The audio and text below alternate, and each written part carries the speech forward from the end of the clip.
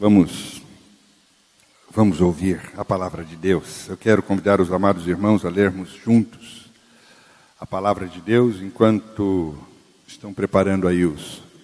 Queria só lembrar uma coisinha aqui, ó. Nós vamos ter o acampamento de crianças. E domingo passado me mandaram aquele recadinho. Não adianta o pastor falar nada que o meu filho não vai mesmo. E eu acho que não adiantou mesmo eu falar, porque ninguém fez inscrição. Então eu queria outra vez falar de novo. Por favor, invista no seu filho. Nós já estamos todos preparados. Daremos o melhor de nós para guardá-los, para cuidar deles. Mesmo eles estando envolvidos com os mais velhos, eles serão muitíssimo abençoados. Nós garantimos isso em nome de Jesus, tá bom?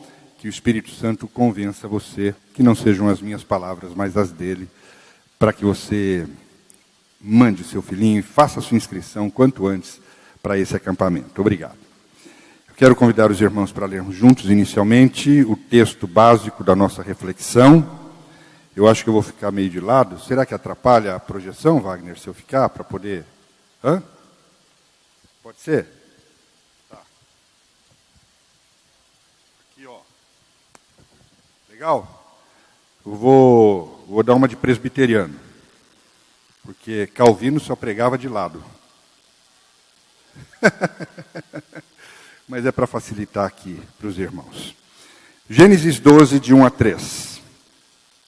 Diz assim: Ora, disse o Senhor a Abraão: sai da tua terra, da tua parentela, da casa do teu pai, e vai para a terra que te mostrarei.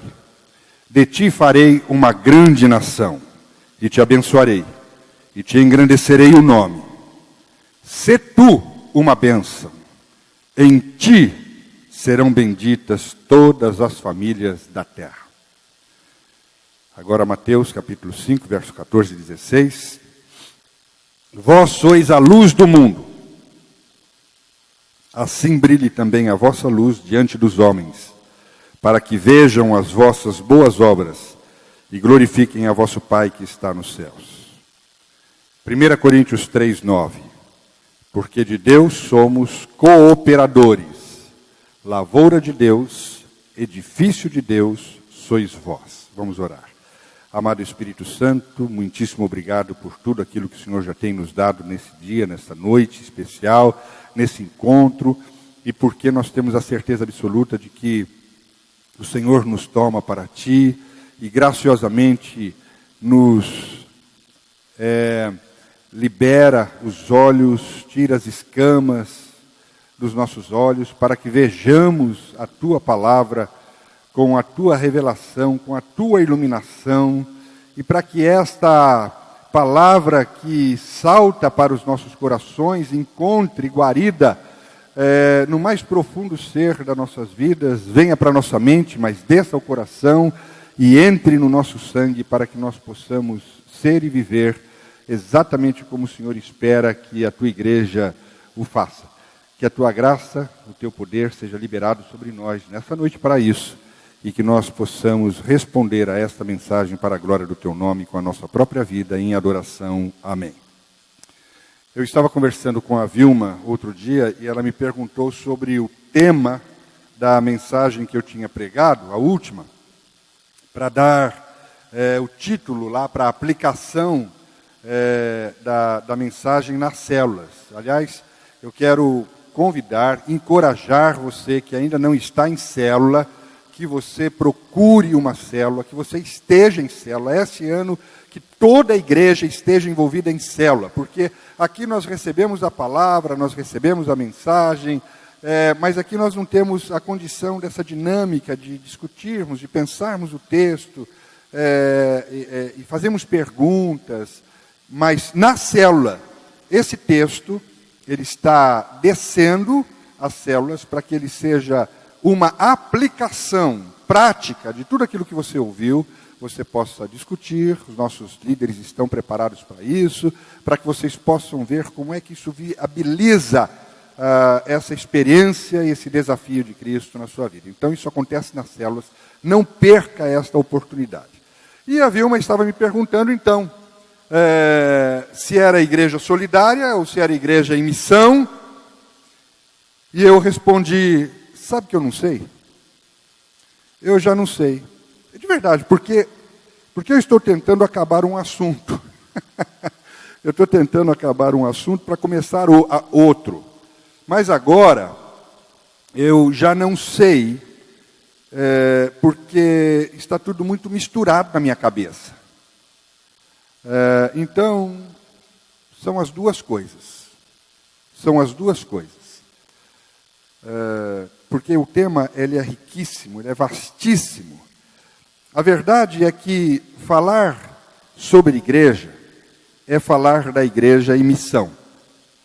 Porque o simples fato de dizermos que somos igreja não significa necessariamente que estamos alinhados com aquilo que a palavra de Deus nos propõe. Porque a igreja só é igreja quando ela é igreja, povo do reino de Deus. Só é igreja quando ela é povo de Deus no mundo em missão, senão ela só tem um nome.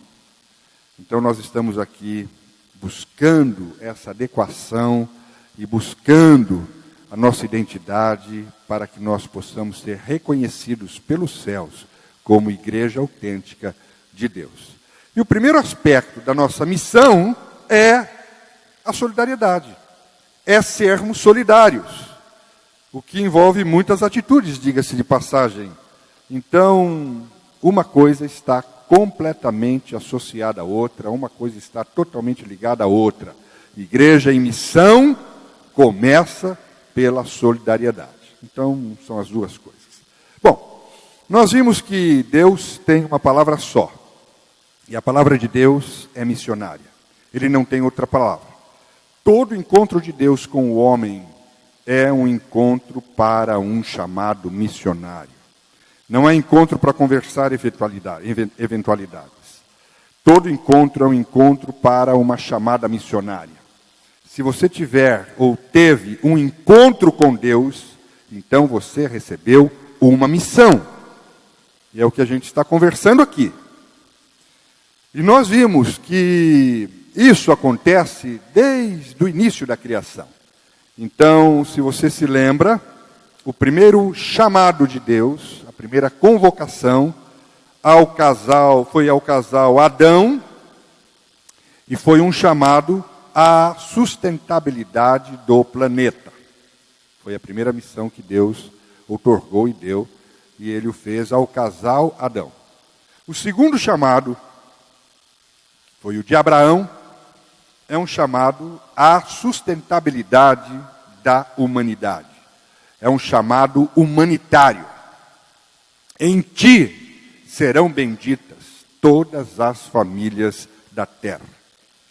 E a igreja, que é o Israel de Deus do Novo Testamento, tem uma missão para a humanidade também, que é levar Jesus Cristo a todas as famílias da terra. Portanto, é uma missão complementar à missão de Abraão. Para quê? Para que a nossa história não termine em perdição.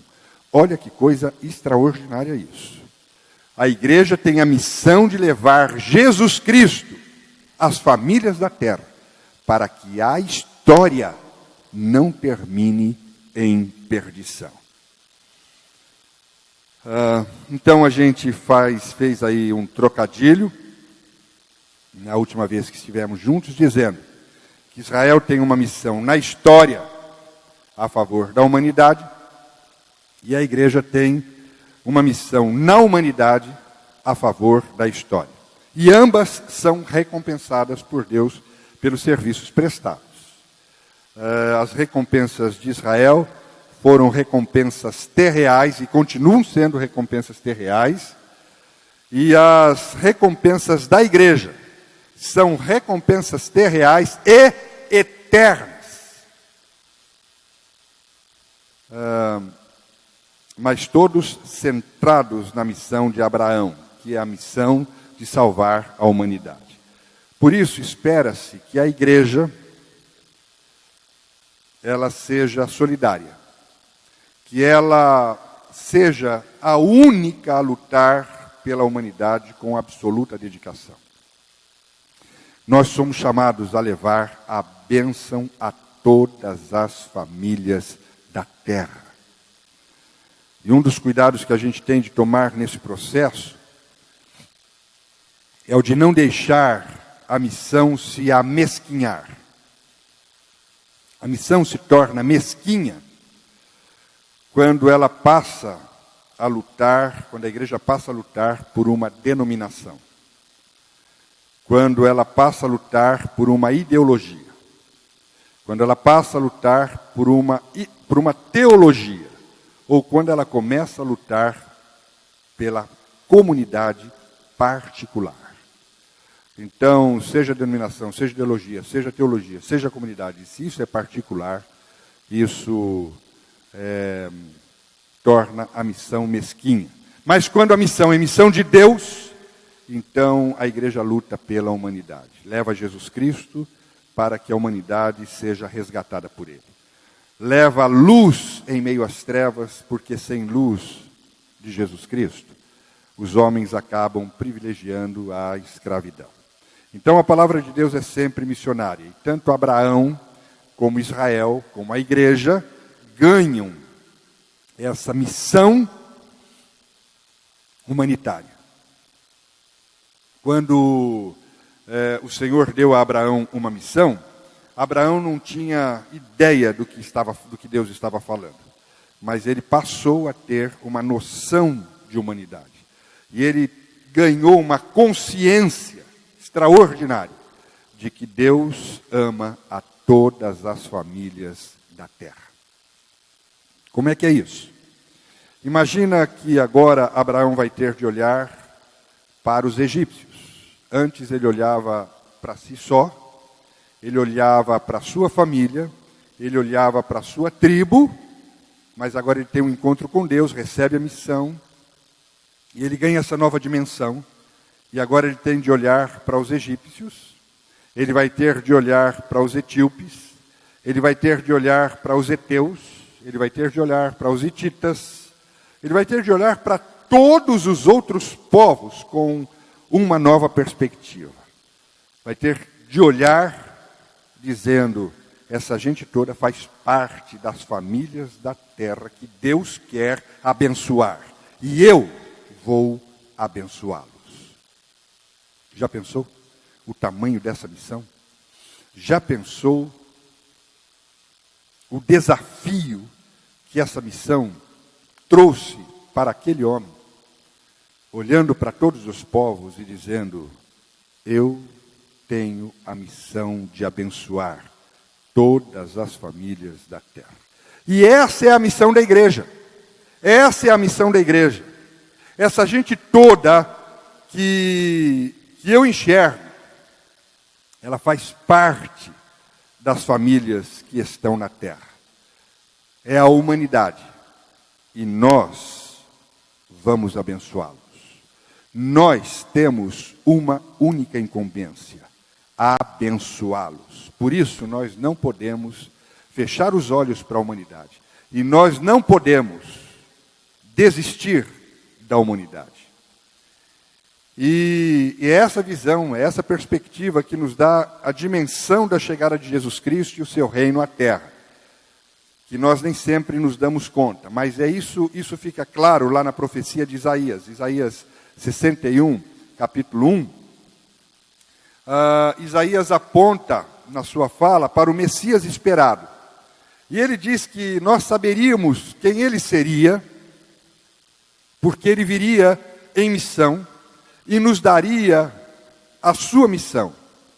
E quando ele chegasse, ele diria de si, o Espírito do Senhor Deus está sobre mim, porque o Senhor me ungiu para pregar boas novas aos quebrantados.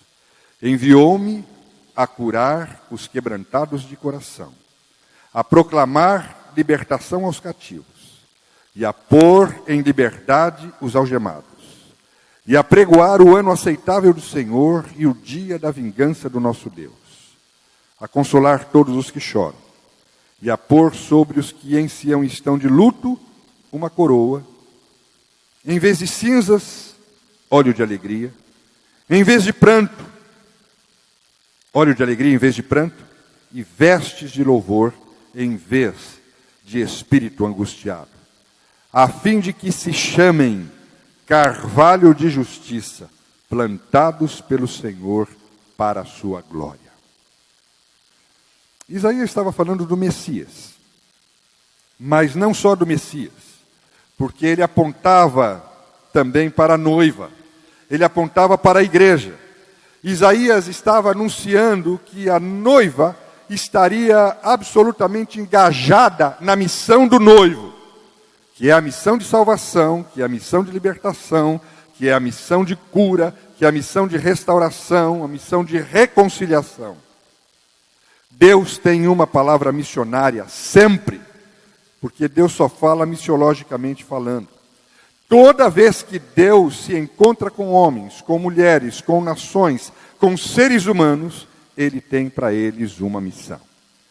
Agora, isso não quer dizer que Deus só ama aqueles que Ele chama à missão. Não.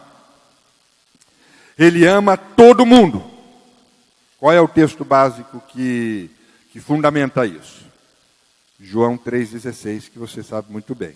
Que diz lá: Deus amou ao mundo de tal maneira que deu o seu Filho unigênito, para que todo aquele que nele crê não pereça, mas tenha a vida eterna.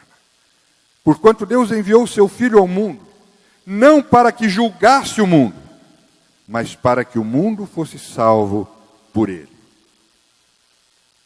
Então uma cruz foi levantada. E a cruz é o lugar do encontro de Deus com a humanidade.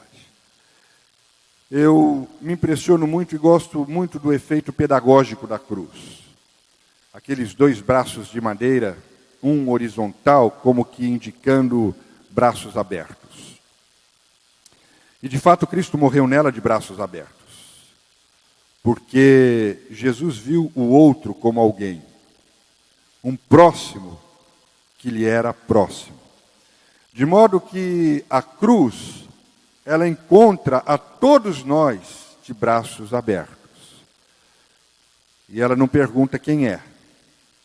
Ela não pergunta o que foi, qual a formação, de que família é, qual a cor da sua pele, qual a sua condição econômica e social. A cruz é serviço, a cruz é missão. E a cruz é o espaço de abraçar o outro. A cruz é o espaço de acolhimento do outro. A cruz acolhe a todos nós. A cruz abraça a todos nós. Assim é que uma igreja que quer ver o outro como próximo, ela também não pergunta a sua identidade religiosa, ela também não pergunta a sua condição étnica, ela não pergunta a sua condição sexual, ela não pergunta a sua conta bancária, se tem ou não tem, onde mora. A igreja em Cristo acolhe o outro como o próximo, com seus braços abertos, e faz dele um irmão para a glória de Deus, seja ele quem for. Somente assim é que a igreja cumpre a sua missão de servidora, como Cristo é servidor. Somente assim a igreja cumpre a sua missão de solidária, como Cristo é solidário. E não pense que com Israel foi diferente, não foi. É o que Deus nos diz, falando a Israel por intermédio do profeta Amós, por exemplo. Amós 9:7. Deus diz: vós sois para mim, ó filhos de Israel, como os filhos de Etíopes. Na verdade, a pergunta é feita: não sois vós para mim, ó filhos de Israel, como os filhos dos etíopes, diz o Senhor. Não fiz eu subir a Israel da terra do Egito, e de Caftor, os filisteus, e de Quir, os sírios.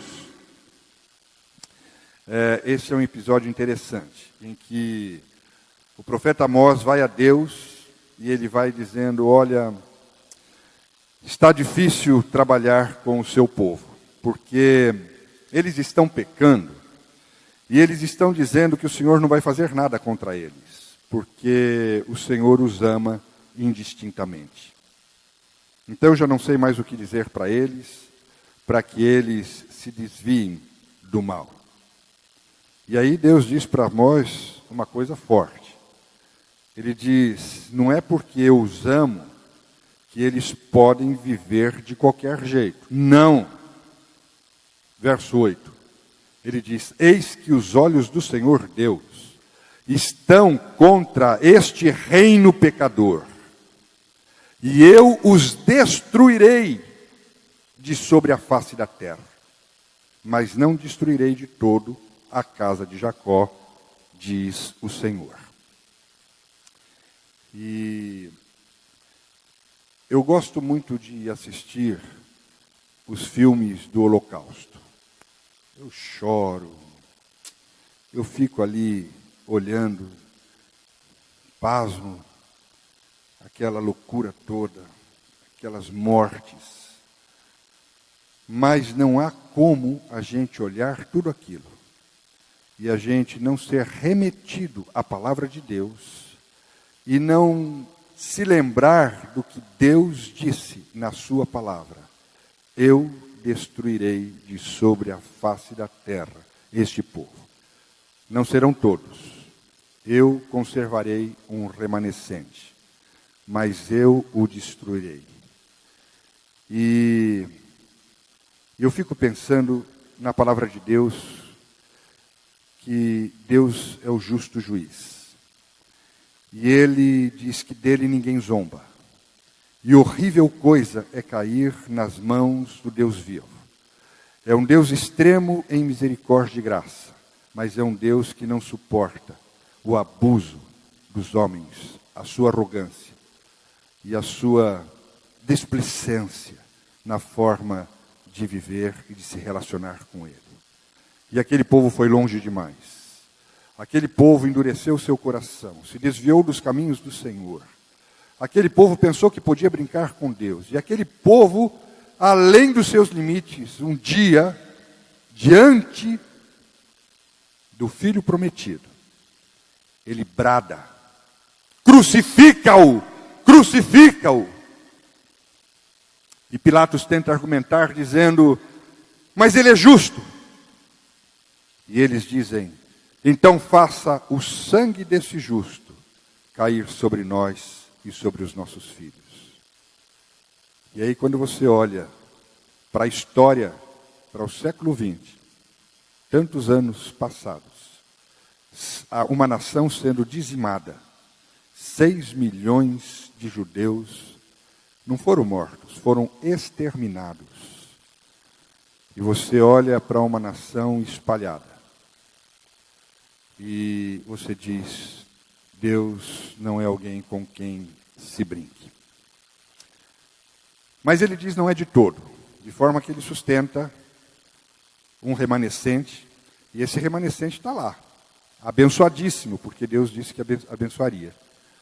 E esse remanescente, Deus tem conservado a sua graça também sobre ele, e tem um trabalho para fazer sobre ele, com ele.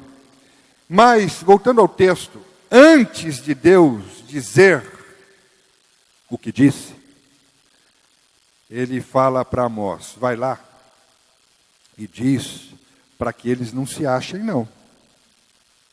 Porque para mim, eles e os filhos dos etíopes têm o mesmo valor. Eu amo tanto Israel quanto eu amo os filhos dos etíopes. E diga para Israel que ele não foi o único que o povo que eu libertei, não.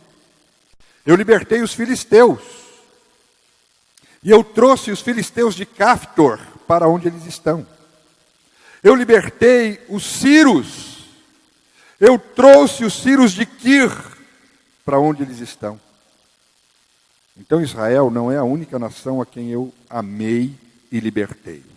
Mas Israel é a única nação a quem eu dei uma missão. Eu quero chamar a sua atenção para isso. muito fortemente. Porque o que distingue Israel é o mesmo que distingue a igreja. A noção de igreja não é pensar que nós somos os preferidos de Deus, que Deus só gosta da gente. Não. O que distingue a noção de igreja é que Deus ama a todos os seres humanos de igual modo, mas a nós Ele deu uma missão. E a nossa missão é em favor de todos. Nós somos chamados a lutar pela humanidade. A palavra de Deus é missionária. Então, fatos como esses do Velho Testamento nos dão uma dimensão da chegada de Jesus Cristo e do seu reino à terra. Quando Jesus, o Messias esperado, chega, ele se apresenta lá em Lucas capítulo 4, verso 18 e 19, e ele se apresenta como missionário. Ele se revela o Filho de Deus em missão, dizendo como que a senha, não é? A senha para ele ser reconhecido. Ele então diz ali, abrindo o livro do profeta Isaías, em meio ao grupo que o cercava naquele templo, e ele diz: o Espírito do Senhor está sobre mim, pelo que me ungiu para evangelizar os pobres. Enviou-me para proclamar libertação aos cativos e restauração da vista aos cegos. Me enviou para pôr em liberdade os oprimidos. E me enviou para apregoar o ano aceitável do Senhor. Ele era o cumprimento da profecia de Isaías. Mas como eu disse, a noiva, a igreja, ela está engajada na missão do noivo. E aí, lá em Atos 2,17, nós lemos um sermão extraordinário do apóstolo Pedro, cheio do Espírito Santo, falando a respeito da igreja que nascia, e dizendo agora da profecia de Joel, que é a mesma profecia de Isaías, só que agora com ênfase na igreja, com ênfase na noiva. E então ele disse: e acontecerá que nos últimos dias, diz o Senhor, que derramarei do meu espírito sobre toda a carne. Vossos filhos e vossas filhas profetizarão. Vossos jovens terão visões. E sonharão os vossos velhos. E até sobre os meus servos e minhas servas derramarei do meu espírito naqueles dias. E profetizarão. Eu não sei se você sabe, mas profetizar não é prognosticar. Profetizar não é dizer algo do futuro de alguém. Essa é uma ideia completamente errada. Profetizar é dizer da parte de Deus as verdades de Deus. Profetizar é proclamar as verdades de Deus. E foi para isso que o Espírito Santo foi derramado. Derramarei do meu espírito sobre toda a carne, vossos filhos e vossas filhas profetizarão.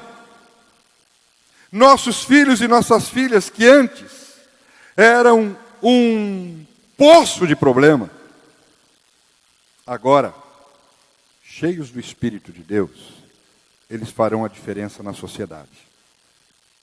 Porque eles trarão em seus lábios a proclamação da salvação para todo aquele que derem, para todos aqueles que lhes derem ouvidos às suas palavras. O jovem, que via de regra é desligado, só está preocupado com o seu momento, agora ele vai ter visões. Ele vai ganhar uma nova dimensão na sua maneira de ver as coisas. Ele vai ver como Deus vê. Os velhos, que já não têm mais sonhos, perderam a capacidade de sonhar, porque desistiu da vida, que costuma ter uma perspectiva negativa das coisas. Alguns estão só esperando morrer, cheios do Espírito. Eles vão ter novos sonhos, e na velhice eles darão os seus frutos. É o mesmo Espírito missionário, porque o Senhor me ungiu, a mim e a você. E eu estou cheio do Espírito Santo, porque eu tenho uma missão: profetizar, abençoar as famílias da terra com o anúncio da salvação em Cristo Jesus a todos os povos. Preste atenção nisso. O que faz alguém ter condições de dizer de si mesmo que ele está cheio do Espírito Santo é se ele cumpre a missão de Jesus ou não. Porque o Espírito Santo foi derramado com este propósito: para nos dar poder para lutarmos contra nós mesmos, poder para desenvolvermos a missão. Derramarei do meu Espírito sobre toda a carne, e eles profetizarão. Eles proclamarão as verdades de salvação, as verdades de Cristo aos povos da terra. Da mesma forma, o que distingue o amor é a minha disposição de doação de mim ao mundo ou não. É isso que distingue o amor na minha vida. Se eu tenho essa disposição de doação ao mundo ou não. Por isso, a chamada de Jesus é uma chamada à doação, é uma chamada à solidariedade. E desde o início foi assim. Abraão, você vai se doar. Está vendo como uma coisa está completamente ligada à outra? Não tem como falar de solidariedade sem falar de missão e vice-versa. E eu queria encerrar olhando para Isaac. Isaac, ele teve um papel extraordinário no cenário humano, porque graças a Isaac a gente pode entender o sacrifício de Jesus. Por isso, Deus é o Deus de Abraão, Deus é o Deus de Isaac e Deus é o Deus de Jacó. Mas como assim a gente pode entender o sacrifício de Jesus a partir de Isaac? Bom, eu quero convidá-los a imaginar a cena do monte, onde Abraão está sacrificando o seu filho Isaac.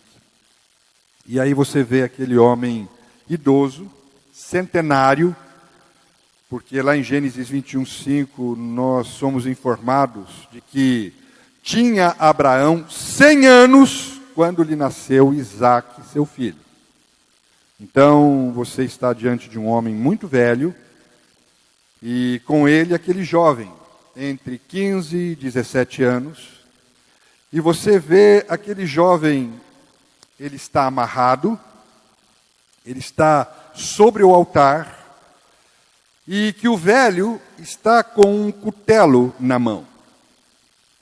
Aí a pergunta que a gente faz não é outra senão: como esse homem idoso, um velho de aproximadamente 117 anos, cansado e alquebrado, conseguiu dominar um menino de 17 anos? Como ele conseguiu vencer esse menino de 17 anos? Como ele conseguiu amarrar esse menino de 17 anos? Como ele conseguiu erguer esse menino de 17 anos e colocá-lo sobre o altar? Um velho de mais de 100 anos. Como ele consegue? E a única resposta que você terá é: ele não consegue. O menino se entregou à morte. O menino se deixou matar. Esse menino se deixou prender. Esse menino se deixou manietar. Esse menino subiu ao altar e disse: que seja feita a vontade de Deus em mim. E aí você entende Jesus dizendo: a minha vida ninguém toma, eu a dou para recuperar a vida de muitos. Porque é o Deus de Isaac. Essa é uma postura missionária, doação. A palavra de Deus é uma palavra missionária. Doe-se, como o filho de Abraão se doou. Doe-se, como o filho de Deus se doou. E a igreja é a comunidade que peregrina em missão. Isso significa que a igreja é uma comunidade que se doa à humanidade por amor a Deus. Lembre-se, a igreja não está apenas no caminho, ela também está a caminho. E enquanto ela anda, enquanto ela vai, ela peregrina, doando-se ao restante da humanidade. Porque todas as famílias da terra precisam ser abençoadas. E a única saída para eles é a igreja. A igreja é solidária quando ela está em missão. Por isso, meus amados, não faz nenhum sentido, dentro da igreja, quem quer que seja, estar buscando bênção para si, quando de fato foi chamado para se tornar bênção para o próximo. Não faz sentido. Mesmo porque a bênção já te alcançou. Porque ninguém dá o que não tem. Ninguém dá o que não tem. Então, na sua justiça, antes de Deus exigir que você fosse uma bênção, Ele providenciou que você fosse abençoado com toda sorte de bênçãos nas regiões celestiais. Paulo diz isso lá em Efésios 1:3. Bendito Deus e Pai do nosso Senhor Jesus Cristo, que nos tem abençoado, não é que nos vai abençoar, que nos tem abençoado, a iniciativa é dele, nos tem abençoado com toda sorte de bênção espiritual nas regiões celestiais em Cristo. Vale dizer que nós temos livre acesso a todas as bênçãos que nós necessitamos. Então, tem uma série de orações que a gente faz que não faz o menor sentido. Porque nós estamos pedindo coisas que o Senhor já se antecipou e já nos presenteou, e já nos equipou, e já estabeleceu para nós, para que nós pudéssemos estar nutridos, providos, fortalecidos, orientados para uma só coisa: a missão. Então, é por isso que não faz sentido dentro da igreja, quem quer que seja, estar buscando bênção para si, quando de fato foi chamado para se tornar bênção para o próximo. Então, não faz sentido. Faz sentido eu entender para que eu fui chamado. E como a graça de Deus me equipou para isso. E eu tenho de responder. Então começa assim. Casal Adão, vocês vão se doar ao planeta. Porque eu tenho uma missão para vocês. Transformar o Éden num jardim. Abraão, você vai se doar à humanidade. Porque eu tenho uma missão para você. Abençoar as famílias da terra. Israel, vocês vão se doar à humanidade. porque eu tenho uma missão para vocês: trazer o Filho prometido à terra. Igreja, você vai se doar à humanidade, porque eu tenho uma missão para você: apresentar o Salvador e seu reino à humanidade, proclamar o ano aceitável do Senhor e fazê-lo conhecido, reconhecido, através da brilhante luz de Jesus em vocês, através da justiça de Jesus em vocês, através do bem supremo que é Jesus em vocês, através das vossas boas obras, através do exercício da solidariedade. Eu não tenho dúvida de que a grande expectativa de Jesus nos nossos dias é que a igreja cumpra diligentemente a sua missão. E nós fazemos isso, caminhando em missão. E caminhar em missão é doar-se ao próximo, é doar-se ao restante da humanidade, para que todas as famílias da terra sejam abençoadas. Não é uma simples mensagem dizendo um desafio, vamos evangelizar. Não se trata de um programa, não se trata de uma estratégia, não se trata de uma forma que a gente crie e apresente para fazer isso, não. Se trata de um estilo de vida. Se trata de assumir um posicionamento. Se trata de ser aquilo para o qual nós fomos convocados a ser. E aí a gente faz isso de duas formas. Nós brilhamos e nós pregamos. Nós brilhamos através das nossas boas obras e nós pregamos a Cristo e este crucificado. E anunciamos a sua gloriosa vitória na ressurreição. Sabe por quê, amados? Preste atenção nisso. Se a gente não fizer isso, se a igreja não entender isso, se não for assim, a igreja vai acabar. Vai. Alguém disse num livro que eu não sei qual, que a igreja, ela fala para si, ela ouve de si mesma, de si mesmo, ela contempla a si mesma e as suas demandas. E se ela vive dessa forma, a missão termina.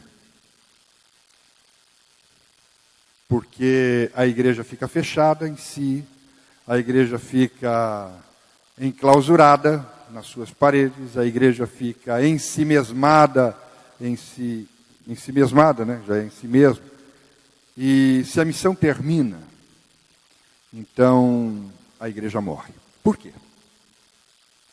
Porque não tem o foco na solidariedade, não tem o foco no cuidado. Ela só vem para ouvir, ela só vem para contemplar, ela só vem para receber. Então, se a gente não mudar isso, se a gente não assumir definitivamente a nossa identidade e a nossa missão, os templos podem até continuar cheios, mas a gente vai virar outra coisa que não é mais igreja. A gente vai virar clube, a gente vai virar empreendimento, a gente vai virar auditório de palestras, a gente vai virar centro comunitário, porque a gente não tem entendido a nossa missão. E principalmente que nós estamos aqui em missão.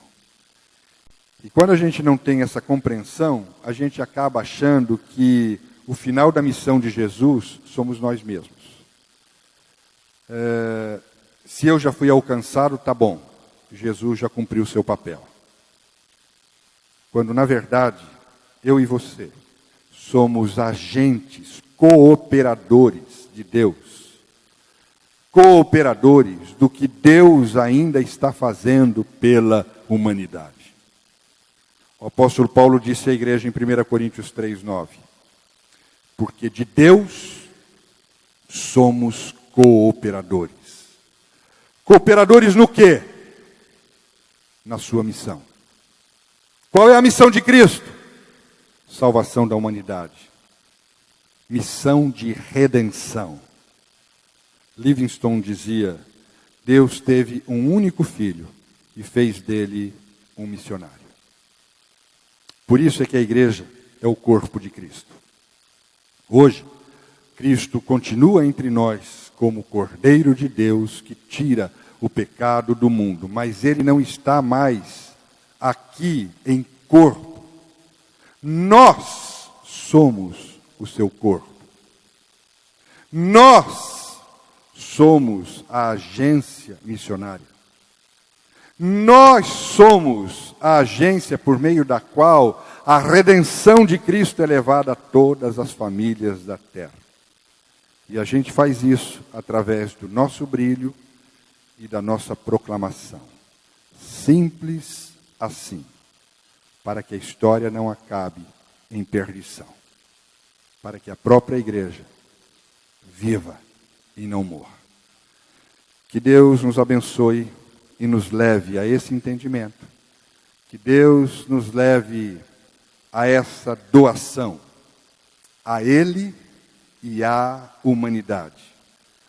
Para simplesmente a gente poder dizer, a vontade de Deus se cumpre nessa comunidade chamada Ágape, Igreja do Amor. Que Deus nos abençoe. Aleluia.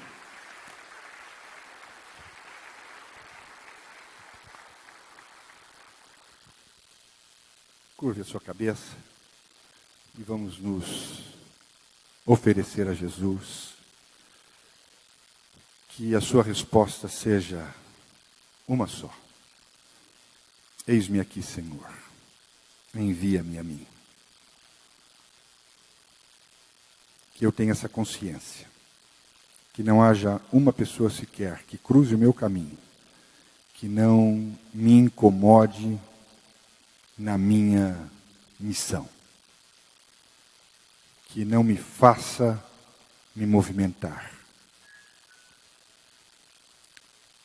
na direção da salvação dessa pessoa, que talvez só tenha a mim para conhecer a salvação em Cristo Jesus.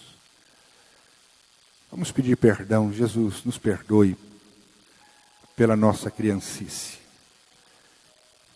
Nós queremos parar de dar trabalho. Nós queremos crescer. Nós queremos amadurecer. Nós queremos assumir responsabilidades. Nós queremos assumir a missão como responsabilidade nossa, minha. Ajuda-nos a ser o que o Senhor sonhou que um dia a igreja fosse. Não nos permita ir com a multidão distraída. Não nos permita. Mexe conosco. Ajuda-nos a lembrar disso cada momento.